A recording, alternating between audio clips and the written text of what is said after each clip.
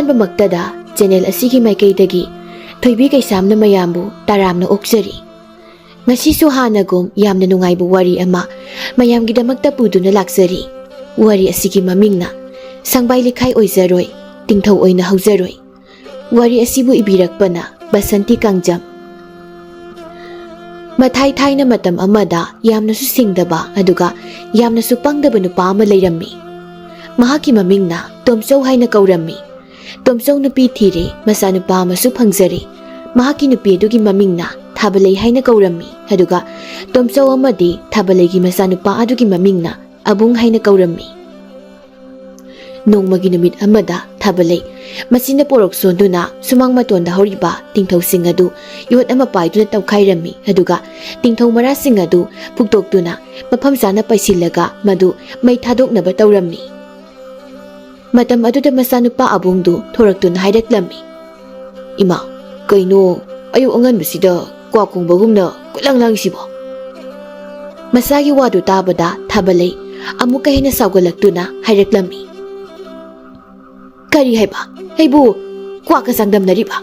ꯍꯩ, ꯅꯪꯁꯨꯅꯦ ꯅꯄꯥ ꯂꯧꯗꯅ ꯅꯇꯟꯗꯣ ꯇꯟꯕ ꯌꯥꯕ ꯃꯈꯩ ꯇꯜꯂꯕꯅꯤꯅ ꯍꯧꯖꯤꯛ ꯃꯤꯀꯞ ꯊꯣꯔꯛꯂꯒ ꯈꯟꯅꯕ ꯍꯧꯔꯛꯀꯅꯨꯀꯣ, ꯈꯟꯅꯕ ꯍꯧꯔꯛꯀꯅꯨ꯫ ꯆꯠꯂꯣ, ꯅꯆꯤꯟ ꯅꯌꯥꯗꯣ ꯍꯥꯟꯅ ꯑꯝꯇ ꯁꯦꯡꯗꯣꯛꯂꯨꯆꯣ, ꯑꯗꯨꯒ ꯑꯩꯅ ꯇꯧꯔꯤꯕ ꯊꯕꯛꯁꯦ ꯌꯥꯎꯔꯨ ꯂꯥꯎ." ꯃꯃꯥꯒꯤ ꯋꯥꯍꯩꯗꯨ ꯇꯥꯔꯒ ꯑꯕꯨꯡ ꯃꯃꯥꯗ ꯍꯥꯏꯐꯦꯠ ꯌꯦꯡꯂꯝꯂꯒ ꯏꯃꯨꯡꯗ ꯆꯪꯈ꯭ꯔꯦ꯫ ꯑꯗꯨꯒꯤ ꯃꯇꯨꯡ ꯇꯣꯝꯆꯧꯗꯨ ꯑꯃꯨꯛ ꯃꯌꯨꯝꯗ ꯆꯪꯂꯛꯄꯅꯤ, ꯑꯗꯨꯕꯨ ꯊꯥꯕꯂꯩꯅ ꯇꯣꯝꯆꯧꯕꯨ ꯎꯕꯃꯛꯇꯗ ꯍꯦꯛꯇ ꯂꯋꯥꯏ ꯂꯨꯇꯣꯟꯗꯒꯤ ꯂꯥꯛꯊꯔꯛꯏ꯫ "ꯃꯣꯏ ꯃꯄꯥꯗꯤ ꯀꯗꯥꯏ ꯀꯗꯥꯏ ꯌꯧꯕꯤꯔꯨꯔꯦ? ꯑꯩꯗꯤ ꯑꯃꯨꯛ ꯍꯟꯖꯤꯜꯂꯛꯇ꯭ꯔꯗꯤꯅ ꯈꯜꯂꯨꯔꯦꯗꯅ." ꯊꯥꯕꯂꯩꯒꯤ ꯋꯥꯍꯪꯗꯨ ꯆꯝꯅ ꯍꯪꯕ ꯅꯠꯇꯦ, ꯀꯣꯏꯆꯤ ꯃꯀꯣꯠꯇꯨꯅ ꯍꯥꯏꯔꯤꯕꯅꯤ꯫ ꯇꯣꯝꯆꯧꯁꯨ ꯊꯥꯕꯂꯩꯒꯤ ꯏꯁꯧꯁꯨ ꯍꯜꯂꯛꯀꯦ ꯇꯣꯝꯆꯧꯁꯨ ꯊꯥꯕꯂꯩꯒꯤ ꯏꯁꯧꯗꯨ ꯇꯥꯕꯗ ꯁꯠ ꯍꯥꯏꯔꯛꯂꯝꯃꯤ, "ꯀꯔꯤꯅꯣꯅꯦ ꯅꯪꯕꯨ? ꯃꯤ ꯇꯥꯅꯤꯅꯦ, ꯎꯔꯥꯎ ꯊꯔꯥꯎꯗ ꯇꯧꯔꯤꯗꯨꯕꯨ ꯇꯞꯅ ꯉꯥꯡꯕ ꯍꯩꯇꯕ꯭ꯔꯣ?"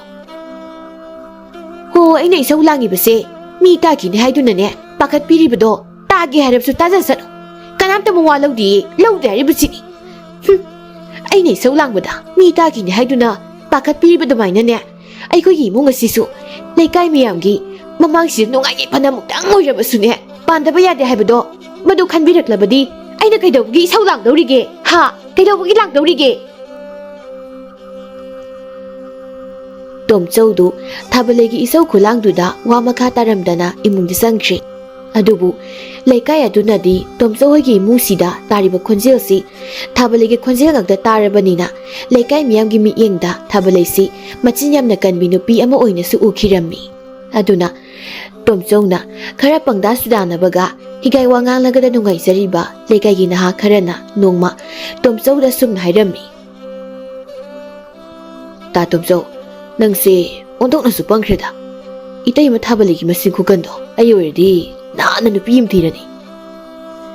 ꯂꯩꯀꯥꯏꯒꯤ ꯅꯍꯥꯁꯤꯡ ꯑꯗꯨꯅ ꯍꯥꯏꯔꯤꯕ ꯋꯥꯗꯨ ꯇꯣꯝꯆꯧ ꯃꯨꯟꯅ ꯇꯥꯔꯕ ꯇꯨꯡꯗ, "ꯏꯅꯥꯎꯆꯥ, ꯍꯥꯏꯁꯨ ꯍꯥꯏꯕꯅꯤ, ꯑꯩꯒꯤ ꯅꯨꯄꯤ ꯊꯥꯕꯂꯩꯁꯦ ꯏꯁꯧꯁꯨ ꯑꯣꯟꯊꯣꯛꯅ ꯂꯥꯡꯈ꯭ꯔꯦ, ꯑꯗꯨꯅ ꯑꯩꯁꯦ ꯌꯨꯝꯗ ꯁꯨꯛꯂꯩ ꯍꯦꯛ ꯂꯩꯅꯤꯡꯗꯦꯁꯦ."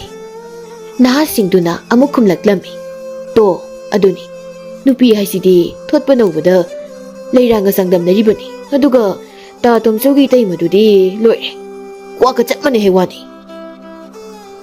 ꯑꯗꯨ ꯍꯥꯏꯔꯒ ꯃꯈꯥ ꯑꯃꯨꯛ ꯇꯥꯔꯛꯂꯝꯃꯤ, "ꯑꯗꯨꯅ ꯀꯥꯟꯗꯦ ꯇꯥ ꯇꯣꯝꯆꯧ, ꯅꯪ ꯅꯨꯄꯤ ꯑꯃꯃꯨꯛ ꯊꯤꯔꯣ, ꯑꯗꯨꯀꯥꯟꯗ ꯁꯣꯏꯗꯅ ꯏꯇꯩꯃ ꯊꯥꯕꯂꯩꯁꯦ ꯒ꯭ꯌꯥꯟ ꯇꯥꯔꯛꯀꯅꯤꯁꯦ." ꯂꯩꯀꯥꯏꯒꯤ ꯅꯍꯥꯁꯤꯡꯗꯨꯒꯤ ꯋꯥꯗꯨ ꯇꯥꯕꯗ ꯇꯣꯝꯆꯧ ꯅꯣꯛꯐꯦ ꯅꯣꯛꯐꯦ ꯇꯧꯗꯨꯅ ꯍꯥꯏꯔꯛꯂꯝꯃꯤ, "ꯈꯪꯗ꯭ꯔꯦꯗ ꯏꯅꯥꯎꯆꯥ, ꯑꯗꯨꯅꯕꯨ ꯐꯔꯗ꯭ꯔꯥ? ꯑꯗꯣ ꯂꯨꯔꯤꯕꯗꯤ ꯍꯧꯖꯤꯛꯄꯨ ꯀꯔꯝꯕ ꯅꯨꯄꯤꯅꯣ ꯑꯩꯅ ꯂꯧꯗꯣꯏꯁꯤꯕꯣ? ꯑꯩꯗꯤ ꯅꯨꯄꯤ ꯂꯩꯔꯕꯅꯤꯅ ꯀꯅꯥꯝꯇꯁꯨ ꯂꯩꯕꯤꯌꯨ ꯌꯥꯔꯣꯏ."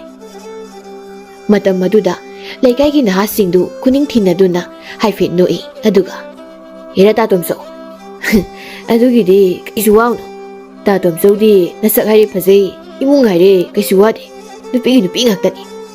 ꯇꯥ ꯇꯣꯝꯆꯧꯇꯅ ꯋꯥꯈꯜꯗꯣ ꯐꯖꯅ ꯈꯟꯊꯕꯤꯔꯣ, ꯅꯨꯄꯤꯒꯤꯗꯤ ꯅꯅꯥꯎ ꯑꯩꯈꯣꯏꯅ ꯁꯤꯟꯖꯔꯛꯂꯒꯦ, ꯃꯗꯨꯒꯤꯗꯃꯛꯇ ꯀꯔꯤꯁꯨ ꯋꯥꯕꯤꯔꯨꯔꯅꯨ." ꯍꯥꯏꯔꯤꯕ ꯋꯥꯐꯝꯗꯨ ꯇꯥꯔꯒ ꯇꯣꯝꯆꯧꯁꯨ ꯏꯄꯪ ꯄꯪꯅ ꯑꯃꯨꯛ ꯈꯨꯝꯂꯛꯏ, "ꯅꯨꯄꯤꯕꯨ ꯂꯩꯔꯗꯤ ꯑꯩꯗꯤ ꯑꯗꯨꯝ ꯌꯥꯔꯦꯗ." ꯑꯗꯨꯗꯒꯤ ꯂꯩꯀꯥꯏ ꯅꯍꯥꯁꯤꯡꯗꯨꯅ, "ꯑꯗꯨꯗꯤ ꯇꯥ ꯇꯣꯝꯆꯧ, ꯅꯣꯏꯒꯤ ꯏꯇꯩꯃ ꯊꯥꯕꯂꯩꯗꯣ ꯍꯧꯖꯤꯛ ꯐꯨꯒꯥꯏꯔ ꯇꯥꯟꯊꯣꯛꯈ꯭ꯔꯣ." ꯇꯣꯝꯆꯧꯁꯨ ꯍꯣꯏ ꯍꯥꯏꯕꯒꯨꯝꯅ ꯇꯨꯃꯤꯟꯅ ꯆꯠꯈꯤꯔꯝꯃꯤ꯫ ꯑꯁꯨꯝꯅ ꯅꯨꯃꯤꯠ ꯑꯗꯨ ꯍꯧꯈ꯭ꯔꯦ꯫ ꯃꯗꯨꯒꯤ ꯃꯇꯨꯡ ꯅꯣꯡꯉꯥꯜꯂꯛꯄꯗ ꯇꯣꯝꯆꯧꯅ ꯃꯥꯒꯤ ꯅꯨꯄꯤ ꯊꯥꯕꯜꯂꯩꯕꯨ ꯃꯄꯥꯟꯗ ꯀꯧꯊꯣꯛꯇꯨꯅ ꯑꯁꯨꯝꯅ ꯍꯥꯏꯔꯛꯂꯝꯃꯤ꯫ ꯊꯥꯕꯜꯂꯩ, ꯅꯪꯁꯦ ꯑꯣꯟꯊꯣꯛꯅꯁꯨ ꯏꯁꯧ ꯂꯥꯡꯈ꯭ꯔꯦ꯫ ꯑꯗꯨꯅ ꯁꯤꯗꯒꯤꯗꯤ ꯅꯪ ꯃꯇꯨꯡ ꯑꯃꯨꯛ ꯍꯟꯅ ꯏꯁꯧ ꯂꯥꯡꯕ ꯊꯣꯛꯂꯕꯗꯤ ꯑꯩꯗꯤ ꯅꯨꯄꯤ ꯑꯃ ꯊꯤꯔꯅꯤ ꯍꯥꯏꯔꯤꯕꯁꯤꯅꯤꯀꯣ꯫ ꯃꯄꯨꯔꯣꯏꯕꯒꯤ ꯋꯥꯗꯨ ꯇꯥꯔꯒ ꯊꯥꯕꯜꯂꯩ ꯈꯨꯕꯥꯛ ꯑꯅꯤꯗꯨ ꯄꯣꯛ ꯄꯣꯛ ꯈꯨꯔꯒ ꯍꯔꯦ ꯍꯔꯦ ꯅꯣꯛꯄꯨ ꯅꯣꯛꯆꯅꯤꯡꯉꯤ꯫ ꯀꯔꯤ ꯍꯥꯏꯕ? ꯅꯪ ꯅꯨꯄꯤ ꯊꯤꯔꯅꯤꯕ? ꯊꯤꯔꯨꯔꯣ ꯊꯤꯔꯨꯔꯣ, ꯌꯨꯝꯁꯤꯒꯤ ꯃꯤꯅꯥꯏ ꯑꯣꯏꯍꯟꯒꯦ꯫ ꯑꯩ ꯐꯥꯎꯕ ꯊꯥꯛꯄ ꯉꯝꯗꯕ ꯅꯪꯅ ꯅꯨꯄꯤ ꯑꯅꯤ ꯂꯣꯟꯕꯒꯤ ꯃꯪꯂꯥꯟꯒꯁꯨ ꯃꯪꯂꯤꯕ? ꯍꯥꯏꯌꯣ꯫ ꯑꯗꯨ ꯍꯥꯏꯔꯒ ꯊꯥꯕꯜꯂꯩꯗꯨ ꯅꯣꯛꯁꯤꯜꯂꯛꯂꯝꯃꯤ꯫ ꯍꯩ, ꯑꯩꯗꯤꯅꯦ, ꯑꯩꯅ ꯍꯥꯏꯔꯤꯁꯦ ꯐꯥꯒꯤ ꯅꯠꯇꯦꯀꯣ꯫ ꯅꯪꯒꯤ ꯑꯗꯨꯒꯨꯝꯕ ꯃꯤ ꯎꯁꯤꯠꯇꯕ ꯅꯇꯧꯗꯣ ꯑꯗꯨꯗꯅꯦ ꯑꯩꯅ ꯌꯥꯝ ꯁꯥꯎꯅꯤꯡꯉꯤꯁꯦ꯫ ꯑꯗꯨꯅ ꯍꯥꯏꯕꯤꯗꯦ ꯍꯥꯏꯖꯅꯨꯀꯣ, ꯅꯪ ꯀꯞꯆꯍꯧꯅꯤ꯫ ꯑꯁꯨꯝꯅ ꯇꯣꯝꯆꯧꯅ ꯃꯥꯒꯤ ꯅꯨꯄꯤꯗ ꯍꯥꯏꯔꯝꯃꯤ꯫ ꯇꯧꯕꯒꯤꯕꯨꯗꯤ ꯊꯥꯕꯜꯂꯩ ꯃꯆꯤꯟ ꯈꯔ ꯀꯜꯂꯤ, ꯑꯗꯨꯕꯨ ꯊꯥꯕꯜꯂꯩ ꯑꯈꯥꯡ ꯀꯜꯂꯤ꯫ ꯃꯇꯝ ꯄꯨꯝꯅꯃꯛꯇ ꯏꯃꯨꯡꯒꯤ ꯋꯥꯠꯇ ꯄꯥꯗꯅꯕ ꯍꯣꯠꯅꯖꯩ꯫ ꯑꯗꯨꯕꯨ ꯇꯣꯝꯆꯧꯁꯨ ꯁꯨꯗꯕꯗꯤ ꯅꯠꯇꯦ꯫ ꯁꯤꯂꯝ ꯁꯤꯟꯊꯥ ꯀꯌꯥ ꯈꯪꯂꯝꯗꯦ꯫ ꯃꯁꯥꯅ ꯈꯔ ꯄꯪꯗꯥꯅꯕ ꯑꯣꯏꯕꯁꯤꯅ ꯃꯥꯒꯤ ꯅꯨꯄꯤ ꯊꯥꯕꯜꯂꯩꯅ ꯄ꯭ꯔꯣꯛ ꯄ꯭ꯔꯣꯛ ꯆꯥꯛꯆꯕꯅꯤ꯫ ꯃꯤ ꯑꯣꯏꯅ ꯍꯤꯡꯂꯕꯗꯤ ꯃꯤꯃꯥꯟꯅꯕ ꯉꯝꯅꯕ ꯍꯣꯠꯅꯁꯤ ꯍꯥꯏꯖꯕꯅꯤ꯫ ꯑꯗꯨꯕꯨ ꯇꯣꯝꯆꯧꯗꯤ ꯃꯇꯝ ꯈꯔ ꯊꯕꯛ ꯀꯟꯅ ꯁꯨꯒꯅꯤ, ꯑꯗꯨꯒ ꯑꯃꯨꯛꯁꯨ ꯆꯞ ꯂꯦꯞꯊꯣꯛꯀꯅꯤ꯫ ꯀꯔꯤꯒꯨꯝꯕ ꯃꯇꯝꯗ ꯃꯥꯅ ꯍꯥꯏꯅꯤꯡꯂꯒꯅ ꯃꯈꯣꯏꯒꯤ ꯏꯪꯈꯣꯜꯗꯨ ꯂꯥꯡꯒꯣꯜꯅ ꯈꯣꯏꯕꯒꯨꯝꯅ ꯑꯍꯥꯡꯕ ꯃꯐꯝꯁꯤꯡꯗꯨ ꯌꯨꯄꯥꯛꯅ ꯂꯣꯏꯅ ꯇꯧꯈꯥꯏꯒꯅꯤ꯫ ꯑꯗꯨꯒ ꯀꯔꯤꯒꯨꯝꯕ ꯃꯇꯝꯗꯅ ꯏꯪꯈꯣꯜꯗꯨꯗ ꯍꯧꯔꯤꯕ ꯅꯥꯄꯤ ꯃꯀꯥ ꯑꯃ ꯐꯥꯎꯕ ꯐꯣꯏꯒꯅꯤ ꯈꯪꯗꯦ꯫ ꯑꯗꯨꯒꯨꯝꯂꯕ ꯀꯔꯤꯁꯨ ꯅꯠꯇꯕ ꯏꯃꯨꯡꯒꯤ ꯊꯕꯛꯁꯤꯡ ꯑꯁꯤꯅ ꯃꯔꯝ ꯑꯣꯏꯔꯒ ꯃꯈꯣꯏꯒꯤ ꯏꯃꯨꯡꯗꯤ ꯃꯍꯤ ꯑꯗꯨꯝ ꯂꯥꯡꯂꯝꯃꯤ꯫ ꯑꯗꯨꯒ ꯊꯥꯕꯜꯂꯩꯁꯨ ꯃꯄꯨꯔꯣꯏꯕꯁꯤ ꯁꯥꯗꯥꯔꯣꯟ ꯑꯃ ꯇꯧꯏ ꯍꯥꯏꯔꯕꯗꯤ ꯋꯥ ꯉꯥꯡꯕ ꯃꯇꯝꯗ ꯏꯪꯅ ꯇꯞꯅ ꯉꯥꯡꯕꯒꯤ ꯋꯥ ꯂꯩꯇꯦ꯫ ꯂꯩꯀꯥꯏ ꯀꯨꯝꯍꯩ ꯍꯦꯛꯇ ꯑꯣꯏ, ꯑꯗꯨꯅ ꯃꯈꯣꯏꯒꯤ ꯏꯃꯨꯡꯗꯨ ꯄꯨꯡꯁꯥ ꯍꯦꯛꯇ ꯁꯥꯏ꯫ ꯑꯁꯨꯝꯅ ꯃꯇꯝ ꯈꯔ ꯑꯃꯁꯨ ꯍꯧꯖꯤꯟꯈꯤꯔꯝꯃꯤ꯫ ꯅꯣꯡꯃꯒꯤ ꯅꯨꯃꯤꯠ ꯑꯃꯅꯤ꯫ ꯃꯇꯝꯗꯨ ꯌꯥꯆꯪꯂꯛꯄ ꯃꯇꯝꯅꯤ꯫ ꯊꯥꯕꯜꯂꯩ ꯋꯥꯏꯔꯝ ꯇꯥꯁꯤꯟ ꯈꯣꯝꯖꯤꯟꯗꯨꯅ ꯂꯩꯔꯤꯉꯩ ꯇꯥꯟꯖꯥꯗꯨꯗ ꯅꯨꯄꯥ ꯃꯆꯥ ꯑꯅꯤ ꯂꯥꯛꯂꯝꯃꯤ꯫ ꯃꯇꯝ ꯑꯗꯨꯗ ꯊꯥꯕꯜꯂꯩꯅ ꯍꯪꯂꯛꯂꯝꯃꯤ꯫ ꯏꯕꯨꯡꯉꯣ, ꯅꯣꯏꯕꯨ ꯀꯅꯥ ꯀꯅꯥꯅꯣ? ꯀꯔꯤ ꯍꯥꯏꯒꯦ ꯍꯥꯏꯕꯅꯣ? ꯅꯨꯄꯥ ꯃꯆꯥ ꯑꯅꯤꯗꯨꯅ ꯈꯨꯝꯂꯛꯂꯝꯃꯤ꯫ ꯏꯇꯩꯃ, ꯇꯥ ꯇꯣꯝꯆꯧꯗꯣ ꯍꯥꯏꯔꯒ ꯋꯥ ꯃꯈꯥ ꯇꯥꯕ ꯅꯪꯗ꯭ꯔꯤꯉꯩ ꯊꯥꯕꯜꯂꯩꯅ ꯇꯥꯞꯃꯣꯛꯂꯒ ꯁꯠ ꯍꯪꯂꯛꯂꯝꯃꯤ꯫ ꯇꯥ ꯇꯣꯝꯆꯧ ꯀꯩꯗꯧꯔꯕ? ꯅꯨꯄꯥ ꯃꯆꯥ ꯑꯅꯤꯗꯨ ꯍꯥꯏꯐꯦꯠ ꯌꯦꯡꯅꯩ, ꯑꯗꯨꯒ ꯇꯥ ꯇꯣꯝꯆꯧꯗꯣ ꯅꯨꯄꯤ ꯑꯃ ꯆꯦꯜꯂꯛꯏ꯫ ꯅꯨꯄꯥ ꯃꯆꯥ ꯑꯅꯤꯗꯨꯒꯤ ꯋꯥꯗꯨ ꯇꯥꯕꯗ ꯊꯥꯕꯜꯂꯩꯅ ꯀꯔꯤꯅꯣꯅꯦ ꯍꯥꯏꯔꯤꯁꯤꯕꯣ? ꯃꯥꯗꯤ ꯀꯗꯥꯏꯗꯒꯤ ꯅꯨꯄꯤ? ꯅꯨꯄꯥ ꯃꯆꯥ ꯑꯅꯤꯗꯨꯅ ꯑꯃꯨꯛ ꯈꯨꯝꯂꯛꯂꯝꯃꯤ꯫ ꯈꯪꯗꯦꯗꯨꯗꯤ ꯏꯇꯩꯃ꯫ ꯃꯇꯝ ꯑꯗꯨꯗ ꯊꯥꯕꯜꯂꯩ ꯌꯥꯝ ꯁꯥꯎꯅ ꯍꯥꯏꯔꯛꯂꯝꯃꯤ꯫ ꯀꯔꯤꯒꯤ ꯈꯪꯗꯕ? ꯄꯥꯎ ꯄꯨꯅꯤꯅ ꯄꯨꯔꯛꯂꯒ ꯂꯩꯈꯥꯏ ꯇꯥꯅ ꯄꯨꯔꯛꯇꯕ?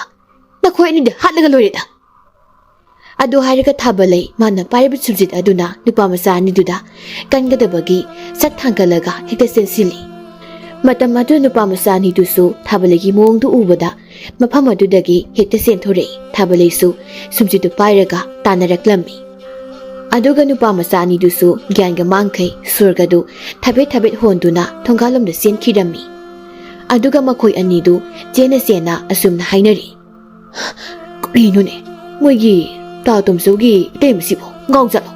ꯃꯤꯉꯣꯟꯗꯕꯨ ꯁꯨꯝꯖꯤꯠꯁꯤꯅ ꯀꯟꯅ ꯇꯥꯅꯩꯁꯤꯕꯣ? ꯑꯃꯅ ꯑꯃꯨꯛ ꯁꯠ ꯈꯨꯝꯂꯛꯂꯝꯃꯤ꯫ ꯑꯗꯨꯅ ꯍꯥꯏꯁꯦ, ꯁꯤꯕꯨ ꯁꯤꯔꯝꯅꯤꯅꯦ꯫ ꯑꯁꯤ ꯍꯥꯏꯅꯔꯒ ꯑꯗꯨꯝ ꯆꯦꯟꯈꯤꯔꯝꯃꯤ꯫ ꯇꯧꯅꯔꯤꯕ ꯃꯇꯧ ꯑꯗꯨ ꯎꯕꯗ ꯑꯕꯨꯡꯗꯨ ꯃꯄꯥꯟꯗ ꯊꯣꯔꯛꯇꯨꯅ ꯃꯃꯥꯕꯨ ꯇꯥꯅꯕ ꯀꯧꯔꯛꯏ꯫ ꯍꯣꯏ ꯃꯥ, ꯀꯩꯅꯣ ꯇꯧꯏꯗꯨꯕꯣ?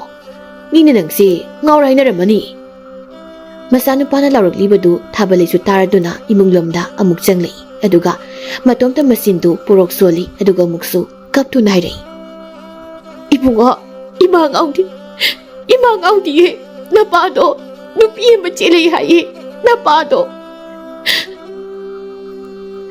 ꯃꯃꯥꯒꯤ ꯋꯥꯗꯨ ꯇꯥꯔꯒ ꯑꯕꯨꯡꯗꯤ ꯁꯥꯎꯕꯒꯤ ꯃꯍꯨꯠꯇ ꯅꯣꯛꯂꯒ ꯑꯗꯨꯝ ꯍꯥꯏꯔꯛꯂꯝꯃꯤ꯫ ꯏꯃꯥ, ꯌꯥꯝ ꯐꯔꯦꯅꯦ ꯑꯗꯨꯗꯤ꯫ ꯀꯔꯤꯅꯣ ꯅꯪꯅ ꯉꯥꯡꯂꯤꯕꯗꯨꯕꯣ? ꯅꯄꯥ ꯅꯨꯄꯤ ꯆꯦꯜꯂꯛꯏ ꯍꯥꯏꯔꯒ ꯐꯩ ꯍꯥꯏꯔꯤꯁꯤꯕꯣ? ꯏꯃꯥ, ꯍꯥꯟꯅꯒꯤ ꯀ꯭ꯋꯥꯛ ꯑꯃ ꯂꯩꯔꯤꯁꯤꯒꯤ ꯈꯣꯟꯖꯦꯜ ꯐꯥꯎꯕ ꯀꯗꯥꯏꯅꯣ ꯍꯥꯏꯗꯨ ꯂꯩꯔꯤꯉꯩꯁꯤꯗ ꯀ꯭ꯋꯥꯛ ꯑꯅꯧꯕ ꯑꯃꯒꯤ ꯈꯣꯟꯖꯦꯜ ꯑꯃꯨꯛ ꯇꯥꯕ ꯐꯪꯒꯅꯤ ꯍꯥꯏꯗꯅ ꯍꯔꯥꯎꯔꯤꯕꯅꯤ ꯅꯆꯥꯒꯤꯁꯤ꯫ ꯊꯥꯕꯜꯂꯩ ꯀꯞꯇꯨꯅ ꯂꯩꯔꯝꯕꯗꯒꯤ ꯃꯆꯥꯅꯨꯄꯥꯗ ꯁꯠ ꯌꯦꯡꯂꯛꯂꯝꯃꯤ, ꯑꯗꯨꯒ ꯍꯥꯏꯔꯛꯏ꯫ Hey, mahat Chandan masa. Kwak ay lerambagini Takut hamlag sari bedo. Sidagidi nungairani. Nungairani hari basini. Imungse ay tawgiyango. Abungsu mamana ngangli bedo taraga. Hoi, jungkreda ko imana hai base. Ado ima, nasadi babok oina kumayeng du lejage ko. Hotnabiu. Asumna numit ado haukre madugi no ngalakpada tomsausu magi nupi atombi du puraklaga imungda changlaklami. Matam ado thabal lady sumang manggondu waitayraga leirami. Tomchau magi nupi thabalai ubada kitangni khaudak sarami adubu kariso haidana imunglamda sangi hana taubaga thabalaina saurap tauna sat hairei. Ngaiko, kadai da changdoi do. Tomchau haireklami. Imungdani garino. Mapuroi karisu khandaba manba wangangduda thabalai prok heksa kumakai mana waitadam libanura duna tomchau tamna mathong morong khangda laktrek langsilaklami. Maduda tomchau su masadu satsa thoklaga. Karino thabalai nang toisibo. Aina tawrise tawkham thokpaduni. Nura dang lagaise narai bukta pharabani. Nura sapu yaroktribase narai bukta pharabani. Narai bukta. Matam adu tomchau gi nupi atombi duna haireklami. He nupi nahan kai ai lakjingaida ai khinupabu nangna otpirabasu sidagidi ai laklabani yararoi. Nasakto yengingde chatho he. Matam adu thabalai mayhauna saroduna. Hari ai khinupa kaina ngangkreda ko. Kasi kakta imsi lakta ngariba nangnasu kayada kumang chokshi leiba yegune.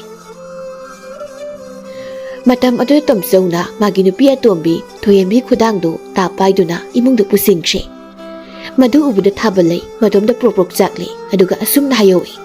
Pai nang kayam kuina imsi leiba ngamge habado yeguna.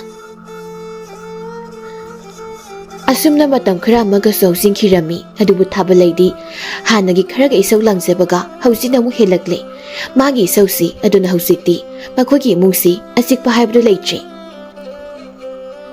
Adugumlaba thabalagi mong matawadu thohenbina yamna hainazaramde adubu masu ingtapi nupi amadi natte adubu thabalaitagidi mana kharadi pharami.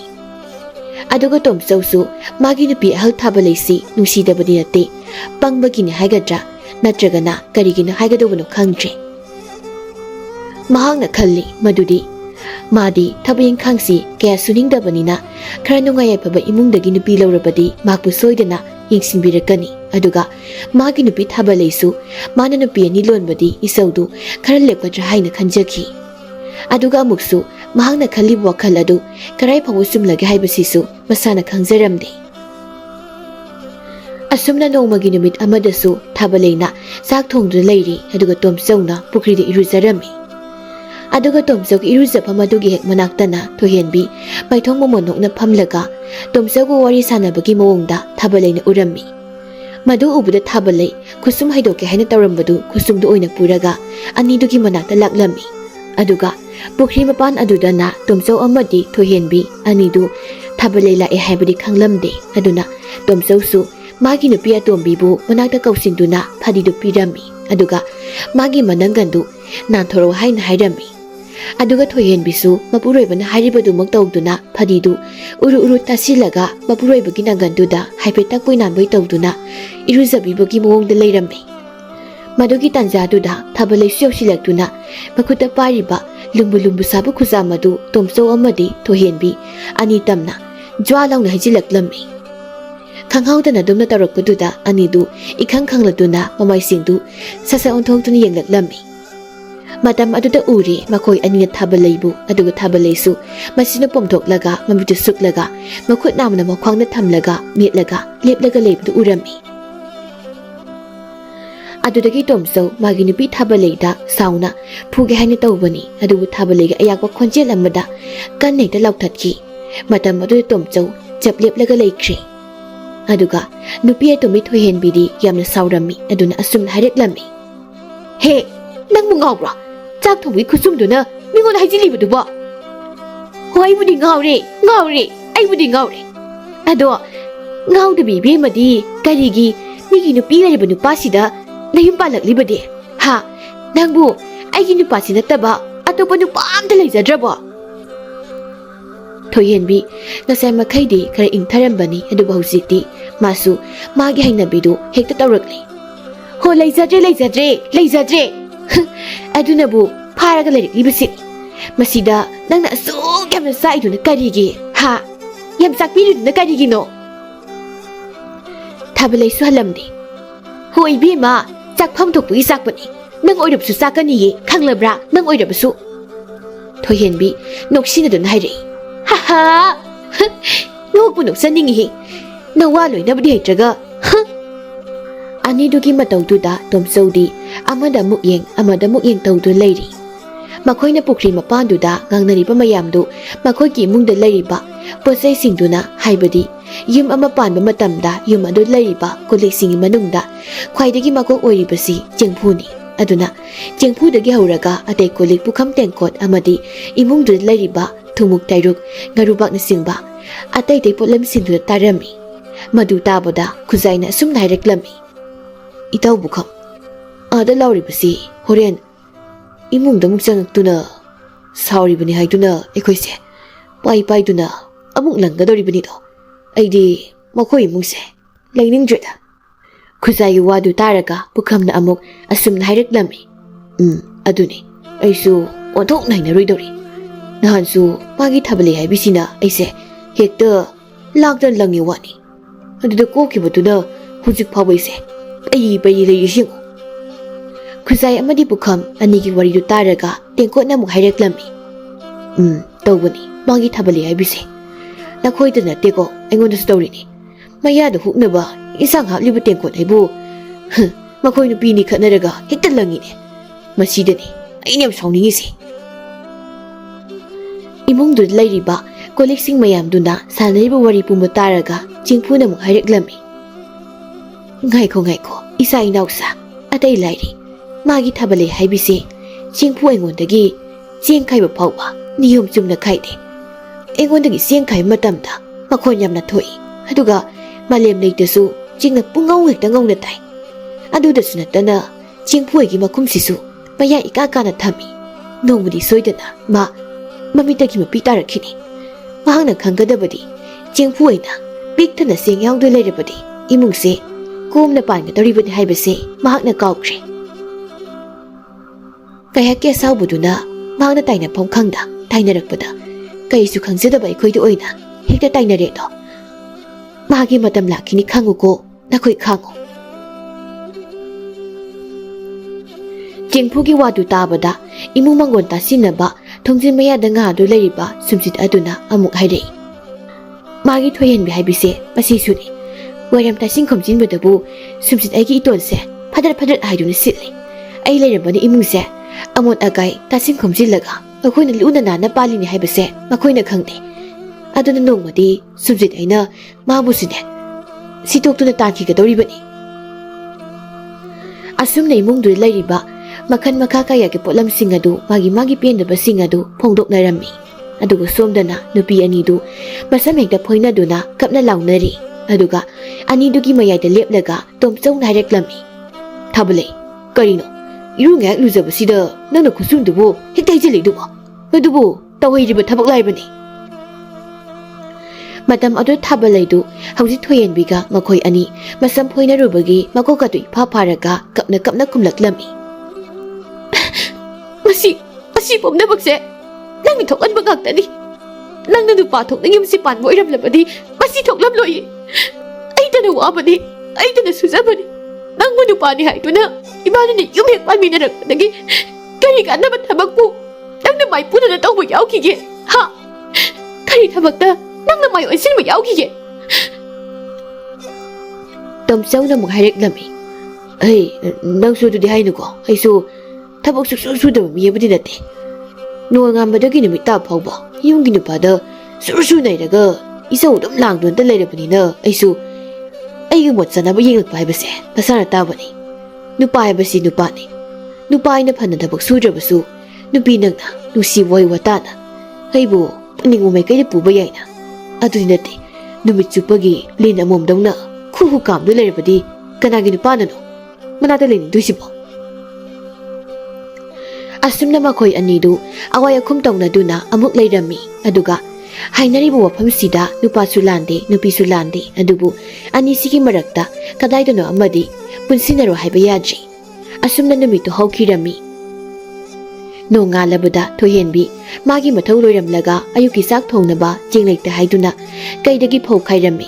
Matam adu thabalai thoraktuna asum na haireklami. He, kaino nangna tawrido? Thoyenbi su sarkhumlei. Kaino, aibu hui hongdonglo. He kaidi kaino? Ha, huna thibongdo sanam seng leije. Aduna kaisidagi phau khairaga yengo tu. Ada sumban sidane sugadoriba. Asi haiduna thoyenbi khara saurap tawna makotu tingthoktuna taklami. Madam adu thabalai su amuk saraklami. Kari, nang naigi thibong hita panba yabro? Ha, nabi ma aida nini he, kaisida phauson haplibase. Noi an napagi nama napado, moy laktuna haplaba natene. Migi napamon biye. Thabalai na harakli buwadu thoyenbigi thamoida tingsokna nungaijaramde aduna asumna mukhumlaklami. Karino iche, wagi wasumna ngangbiyo, imay pagadi palakano. Oh, ay na namana papale haidun sorry banini nangise. Ha, sumdro, noy ginapamduna, nangini hay na pani machet na mapawata bidakra bro. Ha, dogdum sa ningini idea. Matam adu thoyenbidu sawbagi pankhay loikiduna mana kaidagi phokhaibada sisinagi haidun pairakliba thumuk likhai aduna thabalai tamna hek thomjilaklami. Matam aduna thabalai su thumuktu tap oklaga thoyenbida muk thomlaklami. Asumna makoi anien thumuktu langthok longjin tawbududa thumuktu handakti laimaidu oina takri aduna thumuktu chaina phorokpagira karino khangde. Oima siri ai puliba lisingase oina thokrani. Kaya torshibo. Asi haiduna matana khanjarami. Imai bema ani lonwai mungda matungdi sangbai likhai una leijaroi ko. Ai sangbai likhai una leijaroi hairibasini. Asum naijarami aduga nupi anidudi thumuktu amana muklang tawbada thumuktu da pulliba li amadi payasingdu loina nanthorakli. Madu ubada thoyenbi thumuktu tappai silaga. Hoi bema ai thabak leijabado nangumba mirengon sinaba sanjadiye. Asi hairamlaga imungda sangkhirami. Asumna matam kharagi matungda nupi anidu lautana don lairingaida makogi sumang maton horiba tingthopa mising adusu phanayamna wangkhalakli. Adubu nupi anidudi amata su phaidatre aduna tingthau sing adu yamna wana amana mada marasingdu krikri inana loini yesinakre. Matam adu tingthau pamising aduna asumna hainaraklami. Karino ne tomchogi nupi ani sibu tingthau khoi asamna hobubu amata su thoraktuna phuidatabasibo. Matungdadi ai anilon masumanga yumsida tingthau oina haujaroiko. Asumna tomchaudu magi nupi anina nungtigi sum khanado lairabanina ngasidi mahak tawpam khangdre. Karamba nupino mana tanthokadoriba anidugi manungduda ama sakrabadi phaba adusu amata satte. Aduga imungdusu nongmagi marai sai tharakli. Nupi anidusu thaba amta suramde aduga tomchausu magi nupi anidu khanaba khamdoknabu hotnabada thabu sathokpa ngamdre. Aduga abungdi mama anin tawribudu uraga mapada asumna haireklami. Baba, hujikti kumhai jam nungaire. Aduna amuk hena mapung phanaba ahum subi ma amaga amuk thijinbirakudana. Masagi wafam aduda tomchau ikaibasu phawrami maramdi mana nupi lolinian tawribadu nupi anisi tongan thambasu natte. Imung amada pulap thamlabanina amana sauningbagi wahi khara hairabasu amana tap hekta oktuna adudagidi adum khatnaba hawraklabani. Tomchau masu magi nupi hal thabalena wajariba mayamdu mana khara mateng pangbiramlabadi pibamasi yauramloi. Aduga magi nupi hal thabalaisu nupi ema oibagi haunabi liri khoyi tawduna maburoibabu themnauduna mana paraka sijinagadabadu mana oina hekta isau langsili nupa haibasidi chamagi mapuni haibasi mahakna kawkhre. Aduna yumda leiba nupi aduna isau toina langlabadi magi nupadu masa matomta adum magi nupigi manaktagi tamkiba tabani. Aduga thoyenbidi aduk hang isau langde ꯃꯁꯤ ꯊꯥꯕꯂꯩꯒ ꯑꯋꯥꯏ ꯑꯈꯨꯝ ꯇꯧꯅꯔꯛꯄ ꯃꯇꯝꯗ ꯃꯁꯤꯡ ꯀꯟꯖꯔꯕꯁꯨ ꯃꯄꯨꯔꯣꯏꯕꯗ ꯃꯔꯝ ꯆꯥꯗꯅ ꯏꯁꯧ ꯂꯥꯡꯕ ꯇꯧꯖꯔꯝꯗꯦ꯫ ꯑꯗꯨꯅ ꯇꯣꯝꯆꯧꯅꯁꯨ ꯊꯣꯏꯍꯟꯕꯤꯒꯤ ꯃꯅꯥꯛꯇ ꯈꯔ ꯍꯦꯟꯅ ꯑꯗꯨꯝ ꯅꯛꯁꯤꯟꯈ꯭ꯔꯦ꯫ ꯅꯨꯄꯤ ꯍꯥꯏꯕꯁꯤꯅ ꯉꯝꯗꯕ ꯂꯩꯇꯦ ꯍꯥꯏꯅꯔꯤꯕꯅꯤ꯫ ꯃꯥꯒꯤ ꯅꯨꯄꯥꯅ ꯐꯅꯌꯥꯝ ꯁꯥꯎꯗꯨꯅ ꯏꯁꯧ ꯂꯥꯡꯗꯨꯅ ꯑꯊꯤꯕ ꯋꯥꯍꯩ ꯋꯥꯇꯥ ꯁꯤꯖꯤꯟꯅꯗꯨꯅ ꯆꯩꯔꯛꯂꯕꯁꯨ ꯃꯇꯝ ꯑꯗꯨꯗ ꯅꯨꯄꯤ ꯃꯥꯅ ꯈꯟꯊꯒꯗꯕꯅꯤ ꯑꯩꯒꯤ ꯅꯨꯄꯥꯁꯤ ꯁꯥꯎꯔꯦ ꯍꯥꯏꯗꯨꯅ ꯅꯨꯄꯤ ꯃꯥꯅ ꯁꯥꯎꯅꯤꯡꯕ ꯈꯨꯝꯅꯤꯡꯕ ꯃꯌꯥꯝ ꯑꯃ ꯂꯩꯔꯕꯁꯨ ꯄꯨꯝꯅꯃꯛ ꯐꯥꯊꯔꯒ ꯄꯪꯁꯤꯟꯗꯨꯅ ꯂꯩꯒꯗꯕꯅꯤ꯫ ꯑꯗꯨꯒ ꯃꯥꯒꯤ ꯅꯨꯄꯥꯗꯨꯅ ꯁꯥꯎꯕ ꯄꯨꯡꯐꯥ ꯐꯈ꯭ꯔꯕ ꯃꯇꯝꯗ ꯃꯥꯅ ꯃꯥꯒꯤ ꯊꯃꯣꯏꯗ ꯂꯩꯔꯤꯕ ꯄꯦꯟꯗꯕ ꯋꯥꯗꯨ ꯏꯪꯅ ꯇꯞꯅ ꯁꯤꯅꯤ ꯁꯥꯅꯤ ꯍꯥꯏꯗꯨꯅ ꯃꯄꯨꯔꯣꯏꯕꯒꯤ ꯃꯐꯝꯗ ꯀꯦꯁꯟꯅꯗꯨꯅ ꯍꯥꯏꯔꯕꯗꯤ ꯑꯗꯨꯒꯨꯝꯂꯕ ꯅꯨꯄꯤꯗꯨ ꯃꯄꯨꯔꯣꯏꯕꯅ ꯀꯩꯗꯧꯅꯨꯡꯗ ꯃꯅꯥꯛꯇꯒꯤ ꯂꯥꯞꯅ ꯆꯠꯊꯣꯛꯅꯤꯡꯂꯣꯏ꯫ ꯑꯁꯨꯝꯅ ꯏꯃꯨꯡꯗꯨ ꯋꯥꯈꯜ ꯈꯟꯊꯕ ꯉꯝꯅꯗꯕꯗꯒꯤ ꯀꯥꯡꯈꯣꯡ ꯆꯥꯏꯅ ꯄꯥꯟꯈꯤ꯫ ꯑꯗꯨꯕꯨ ꯀꯣꯟꯅ ꯊꯪꯗꯗꯤ ꯃꯤꯅ ꯋꯥꯌꯦꯟꯕ ꯉꯝꯂꯛꯇꯗꯨꯅ ꯂꯥꯏꯅ ꯋꯥꯌꯦꯟꯕ ꯇꯥꯔꯝꯃꯤ꯫ ꯂꯥꯏꯅ ꯋꯥꯌꯦꯜꯂꯛꯄ ꯃꯇꯝꯗ ꯃꯇꯝ ꯄꯨꯝꯅꯃꯛꯇ ꯏꯁꯧ ꯂꯥꯡꯗꯨꯅꯇ ꯏꯃꯨꯡꯒꯤꯁꯨ ꯋꯥꯇꯅꯕ ꯍꯣꯠꯅꯖꯈꯤꯕꯤ ꯊꯥꯕꯂꯩꯒꯤ ꯃꯔꯥꯜ ꯉꯥꯛꯇ ꯑꯣꯏꯍꯟꯈꯤ꯫ ꯃꯔꯝꯗꯤ ꯃꯥꯅ ꯊꯕꯛ ꯐꯅ ꯁꯨꯖꯔꯕꯁꯨ ꯏꯃꯨꯡꯁꯤ ꯑꯋꯥꯠꯄ ꯂꯩꯍꯟꯗ꯭ꯔꯕꯁꯨ ꯃꯍꯥꯛꯅ ꯁꯤꯀꯣꯟ ꯅꯥꯎꯀꯣꯟꯕ ꯍꯩꯇꯕꯅ ꯑꯃꯗꯤ ꯃꯋꯥ ꯃꯄꯨꯔꯣꯏꯕꯗ ꯀꯔꯤ ꯋꯥꯍꯩ ꯁꯤꯖꯤꯟꯅꯒꯅꯤ ꯍꯥꯏꯕ ꯈꯪꯖꯗꯕꯅ ꯑꯁꯤꯅ ꯃꯔꯝ ꯑꯣꯏꯔꯒ ꯊꯥꯕꯂꯩ ꯆꯨꯝꯅ ꯃꯔꯥꯏ ꯂꯩꯕ ꯍꯥꯏꯕꯗꯨ ꯑꯣꯏꯈꯤ꯫ ꯑꯗꯨꯕꯨ ꯂꯥꯏꯒꯤ ꯋꯥꯌꯦꯟꯗ ꯃꯔꯥꯜ ꯂꯤꯁꯤꯡ ꯂꯩꯔꯤꯕ ꯊꯥꯕꯂꯩꯗꯨ ꯃꯄꯨꯔꯣꯏꯕꯅ ꯃꯔꯥꯜ ꯄꯨꯝꯅꯃꯛ ꯀꯣꯛꯄꯤꯗꯨꯅ ꯍꯧꯖꯤꯛꯇꯤ ꯃꯈꯣꯏ ꯃꯇꯩ ꯃꯅꯥꯎ 3 ꯑꯃꯗꯤ ꯃꯆꯥꯅꯨꯄꯥ ꯑꯕꯨꯡꯒ ꯂꯣꯏꯅꯅ ꯅꯨꯡꯉꯥꯏ ꯌꯥꯏꯐꯅ ꯄꯥꯟꯈꯤꯔꯝꯃꯤ꯫